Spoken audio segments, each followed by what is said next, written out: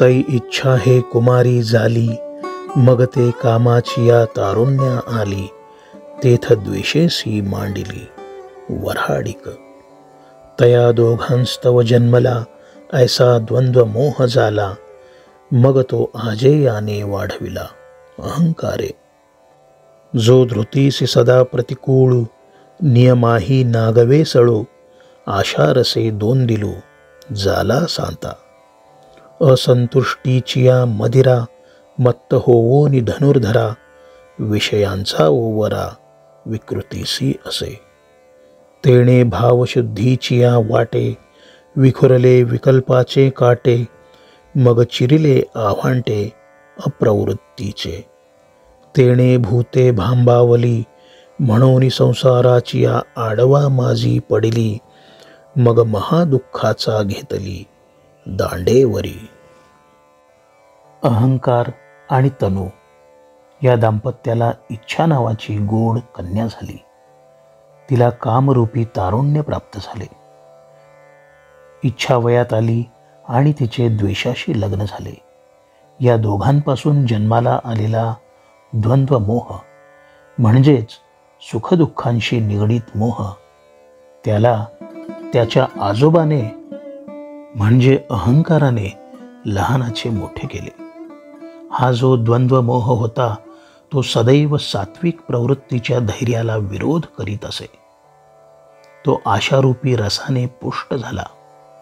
त्याचा दृश्य परिणाम असा झाला की त्याने धर्मनियमांचे मूळ उखडून काढले. तो सतत असंतोषाचे मद्य पिऊन तर्र होऊ लागला. इतकेच नव्हे तर विषयाच्या ओवरीत विकृतीबरोबर राहू लागला. शुद्ध भावनेच्या वाटेवर त्याने विकल्पाचे काटे पसरले. दुष्ट प्रवृत्तीच्या आडवाटा त्याने जवळ केल्या. त्यामुळे प्राणी मात्र बावरले. द्वंद्व मोहाच्या या वाईट कृत्यांनी सामान्य लोक आपल्या कर्तव्याविषयी गोंधळून गेले. प्रपंचाच्या आडमार्गावर अडकून पडले. त्या ठिकाणी महादुःखांनी त्यांना काठ्यांनी झोडपून काढले. ऐसे विकल्पाचे वायाणे, काटे देखोनी सणाणे, जे मतिभ्रमाचे पासवणे घेती चिना. उजू एकनिष्ठतेच्या पाऊली, रगडूनी विकल्पाची या भाली, महापातकांची सांडिली अटवी जिही. मग पुण्याचे धावा घेतले, आणि माझी जवळीक पातले, किंबहुना ते चुकले वाटव ध्येया. हे जे संकल्प विकल्पांचे भ्रामक तीक्ष्ण काटे असतात ते पाहून हे पुरुष द्वंद्व मोहाच्या वाऱ्याला सुद्धा उभे राहत नाहीत, तर एकनिष्ठपणे साधनेची खंबीर पावले टाकत संकल्प विकल्पांच्या भ्रामक तीक्ष्ण काट्यांना पायतळी चुरडीत महापातकांची महाअरण्ये जे पार करतात आणि आपल्या पुण्याईच्या बळावर धावत धावत माझ्यापाशी येतात, त्यांची गोष्ट तुला काय सांगू पार्था. हे पुण्यवान साधक काम क्रोधादी जे वाटमारे असतात त्यांच्या हातून सहजपणे अलगद सुटतात. एरहवी तरी पार्था जन्म मरणाची निमे कथा, ऐसिया प्रयत्नाते आस्था विये जयांची. तया तो प्रयत्नुची एके वेळे, मग समग्रे परब्रह्मे फळे, जया पिकले या रसुगळे पूर्णतेचा. ते वेळी कृतकृत्यता जगभरे, तेथ अध्यात्माचे नवलपण पुरे, कर्माचे कामसरे विरमे मन. ऐसा अध्यात्म लाभ तया, होयगा धनंजया, भांडवल जया उद्यमी मी. तया ते साम्याची ये वाढी, ऐक्याची सांदे कुळवाडी, तेथ भेदाची या दुबळवाडी नेणिजे तो. माझ्या उपासनेत सतत दंग असणारे हे श्रद्धावान साधक केवळ अथक प्रयत्नाने जन्म, वार्धक्य आणि मृत्यू ही जी जीवांची कहाणी आहे, या कहाणीतून त्यांची कायमसाठी सुटका होते. मला प्राप्त करण्यासाठी प्रयत्न करणारे हे जे साधक आहेत, यांची साधना पूर्ण झाली की परिपक्व फळातून रस पाझरावा, तसे हे परब्रह्मरूपी रसाळ फळ त्यांच्या भक्तीच्या पदरात पडते. त्या परमभक्तांचा तो क्षण विश्वकृतार्थतेचा असतो. मन अध्यात्म विचाराने शिगोशीग भरते. इतकेच काय, परंतु कर्म उपासना संपुष्टात येते आणि मन शांतीचा अपूर्व अनुभव प्रत्यक्षात घेऊ लागते. पार्था, या पुण्यवान साधकांचे मूळ भांडवल मी परमेश्वर आहे. त्यामुळे त्यांचा अध्यात्म व्यवहार त्यांना लाभदायक ठरतो.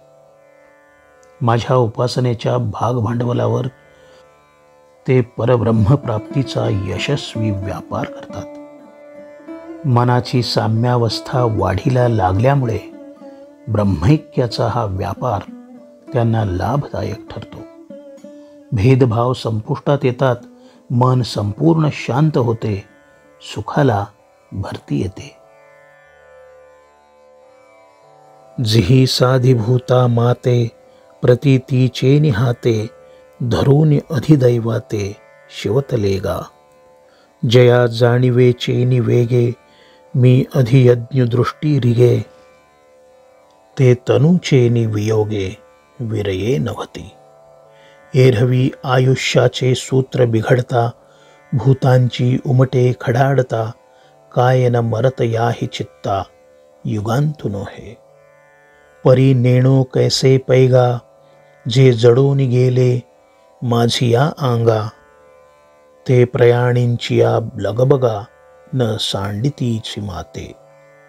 एरहवी तरी जाण ऐसे जे निपुण तेची अंतःकरण युक्त योगी. ज्यांनी मला आत्मानुभूतीच्या हाताने आधी भौतिकाला धरून आधी दैविक अशा मला स्पर्श केला आणि ज्यांना पूर्ण ज्ञानाच्या बळावर माझे अधियज्ञ म्हणजेच परब्रह्मरूप दिसू लागले, ते भाग्यवान साधक देहपतनाच्या क्षणी व्याकुळ तर होत नाहीतच, परंतु महत्त्वाचा मुद्दा काय, तर देहपतनानंतर ते मलाच येऊन मिळतात. एरवी आयुष्याची दोरी तुटायला लागली की शरीरातील पंचमहाभूते क्षोभ पावतात आणि त्या प्रयाण क्षणी दुसऱ्याचे मरण पाहताना पाहणाऱ्याच्या चित्ताला सुद्धा युग प्रलयाचे दुःख झाल्याशिवाय राहणार नाही. परंतु तू एक लक्षात घे की ज्ञानी भक्ताच्या मृत्यूसाठी हे जीव गडबडत नाहीत, ते मलाच येऊन मिळतात. कारण प्रयाणाच्या वेळीसुद्धा त्यांचे माझ्याबरोबर अनुसंधान असते, म्हणून ते मला विसरत नाहीत. जे माझ्या स्वरूपात पूर्णपणे दंग झालेले असतात तेच खरे तर योगी पुरुष असतात, कारण त्यांच्या अंतःकरणात मीच वास्तव्य करून असतो. तव ये शब्द कुपिके तळी नोडवेची अवधानाची अंजुळी जे नावेक अर्जुन तये वेळी मागाची होता.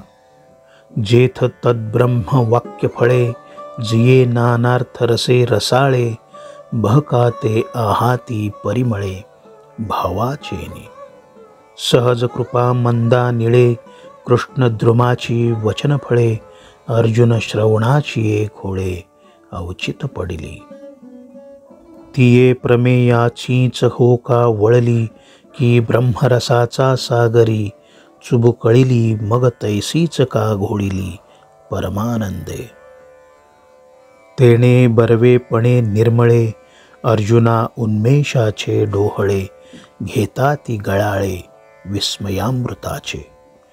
तिया सुख संपत्ती जोडलिया मग स्वर्गा वाती वाकुलिया हृदयाचा जीवी गुतकुलिया होत आहाती. श्रोतेहो, भगवान श्रीकृष्ण आपल्या शब्दकुपीतून अमृतमयी वाणीरस केवळ भक्तश्रेष्ठ अर्जुनासाठी अक्षरशः ओतीत होते. परंतु अर्जुनाला मात्र आपली अवधानरूपी ओंजळ ओतल्या जाणाऱ्या वाणी रसाखाली धरताच येईना. कारण तो भगवंताच्या उपदेश अमृतात न्हात असताना मागेच रेंगाळत होता. वास्तविक विपुल अर्थाने भरलेली, रसास्वादाने ओथंबलेली, परब्रह्म स्वरूपाचे वर्णन करणारी वचनफळे सुगंधाने घमघमलेली होती. ती फळे खरे तर श्रीकृष्णरूपी कल्पवृक्षाची होती. अचानक ही वचनफळे भक्तश्रेष्ठ अर्जुनाच्या कर्णरूपी झोळीत टपकली.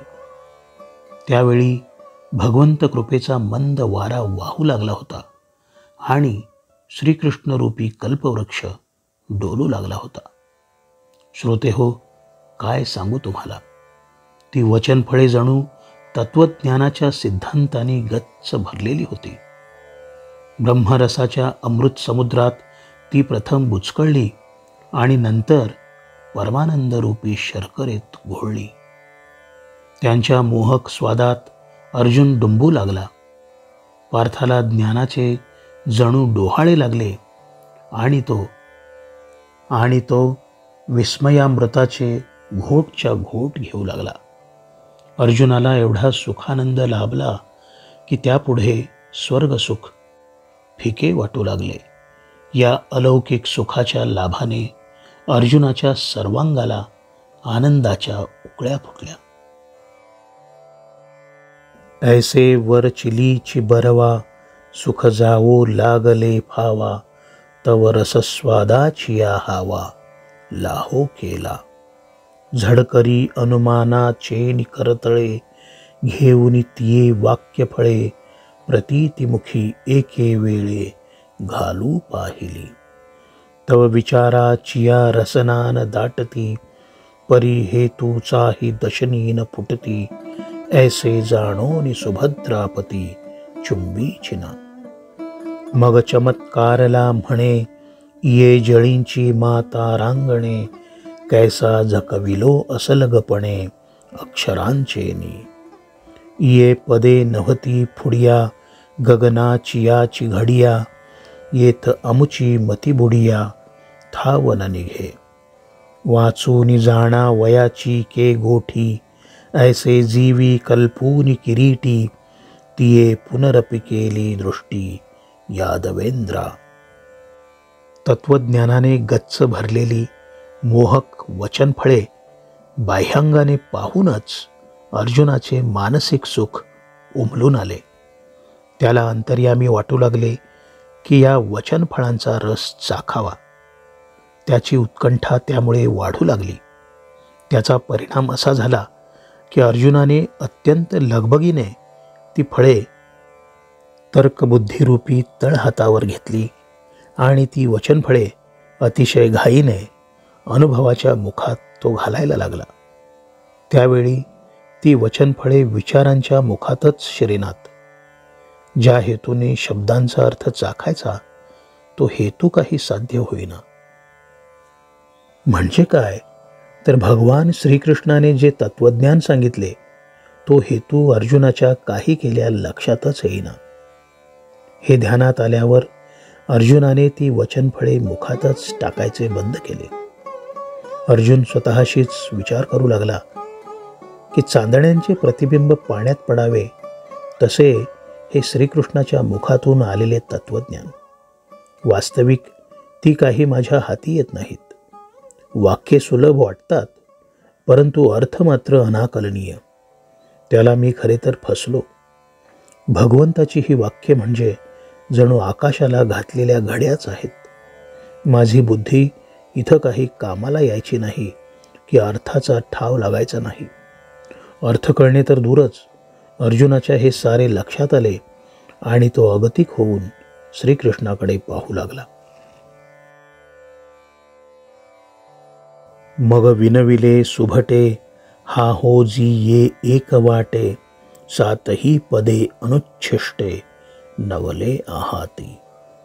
एरहवी अवधानाचे निवहिलेपणे, नाना प्रमेयांचे उगाणे, काय श्रवणाचे निआंगणे बोलो लाहाती. परितैसे हे नोहेच देवा, देखिला अक्षरांचा मेळावा, आणि विस्मयाचिया जीवा विस्मयो झाला. कानाचे निगवाक्षद्वारे बोलाचे रश्मी अभ्यंतरे पाहेना तव चमत्कारे अवधान ठकले. ते विंच अर्थाची चाड मज आहे ते सांगताही वेळून साहे म्हणून निरूपण लवला आहे की जो देवा. ऐसा मागील पडताळा घेऊनी पुढा अभिप्रावो दृष्टी सुनी ते विंची माझी शिरवुनी आरती आपुली. भक्तश्रेष्ठ अर्जुनाने भगवंताला विनवणी केली की एकत्रित अशी ही जी 7 पदे आहेत ही अतिशय नवलाईची आणि कुणालाही विशेष ज्ञात नसलेली आहेत हे तुला ठाऊक आहे. मला वाटले होते की माझे चित्त एकाग्र करून ऐकले असते तर ही 7ही पदे आणि त्यातल्या गूढ अर्थाचा कदाचित उलगडा झाला असता. कारण आजपर्यंत अनेक सिद्धांतांचा उलगडा केवळ श्रवणाने झाला होता. परंतु तो माझा अनुभव यावेळी सिद्धीस गेला नाही. मी केवळ अक्षरांचा मेळावा पाहिला आणि विस्मयाने थक्क झालो. खरे सांगायचे तर आश्चर्याला आश्चर्य वाटावे असे तुझे ज्ञान भारले बोलणे होते. मी केवळ श्रवणेंद्रियाने ऐकले, त्यातल्या अर्थाचा मला अजिबात उलगडा झाला नाही. श्रवणांच्या गवाक्षातून तुझ्या अप्रतिम स्वरांचे अमृत भारले किरण गेले. तेथे त्यातला अर्थ काही अंतःकरणापर्यंत पोहोचलाच नाही. मी केवळ विस्मय पावलो. तेथे माझे ध्यान थबकले. आता मला गूढार्थ समजून घ्यायचा आहे. हे सांगताना होणारा क्षणभराचा खोळंबा सुद्धा मला सहन होत नाही. कधी एकदा तुझ्या मुखातून अर्थ समजेल असे मला झाले आहे. मला तुम्ही सर्व काही नीट समजावून सांगा. श्रोतेहो, तुमच्या आता लक्षात आले असेल की अर्जुनाने मागले सर्व संदर्भ गोळा करीत पुढील भगवंत अभिप्रायाकडे लक्ष केंद्रित करीत आपली इच्छा प्रकट केली.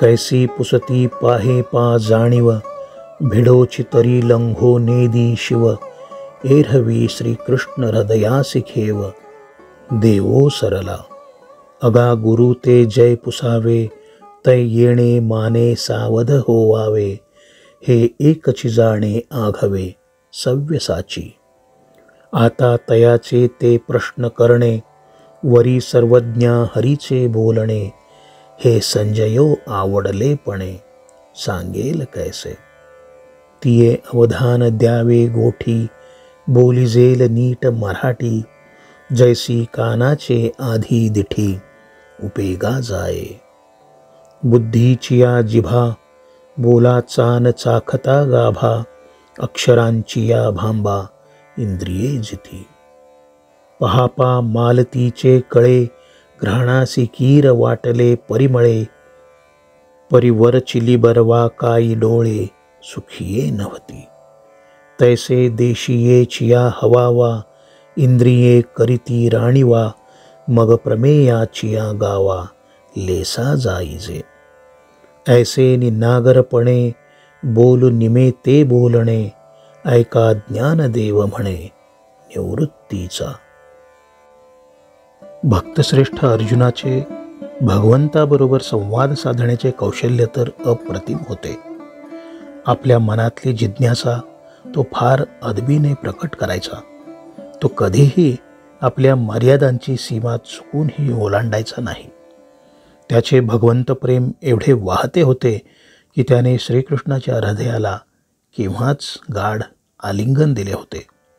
श्रोतेहो, तुम्ही एक गोष्ट ध्यानात घ्या की सद्गुरूला प्रश्न विचारायचे असतील, शंका विचारायच्या असतील तर शिष्याला खूप सावध असावे लागते, नम्र राहावे लागते.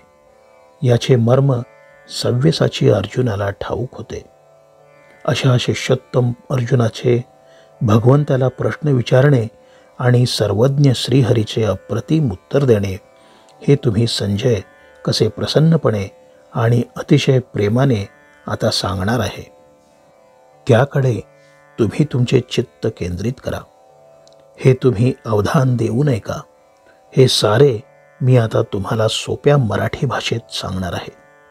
कसे तर श्रवणेंद्रियांनी ऐकण्यापूर्वी अप्रतिम असे दृश्य अगोदर दृष्टीला पडाविना, अगदी तसे हे आता सांगितले जाईल. बुद्धिरूपी जिभेने माझ्या बोलण्यातल्या एकूणच आशयाचा गाभा चाखण्यापूर्वीच केवळ या माझ्या शब्दांमधील अक्षर सौंदर्य तुमच्या सर्व इंद्रियांना आनंद देईल. मालती फुलाच्या मकळ्यांमधून सुगंध सुटलेला असतोच, घ्राणेंद्रिय त्याचा मनसोक्त आस्वाद घेतात, परंतु दृष्टीला सुद्धा या कळ्या सुख देतातच ना.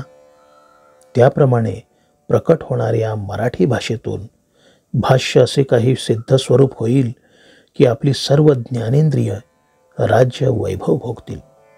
त्यातून सहजपणे बाहेर येणाऱ्या सिद्धांतांना सुखाने अनुभवता येईल. श्रोते हो, मी श्री निवृत्तीनाथांचा परमशिष्य ज्ञानदेव तुम्हाला अतिशय नम्रतेने सांगतो आहे की माझ्या या मराठी भाषेतून प्रकट होणाऱ्या ब्रह्मतत्वाने तुमचे मन निश्चितपणे शांत होईल. तुम्ही फक्त अवधान द्या. सार्थ श्री ज्ञानेश्वरी 7वा अध्याय समाप्त.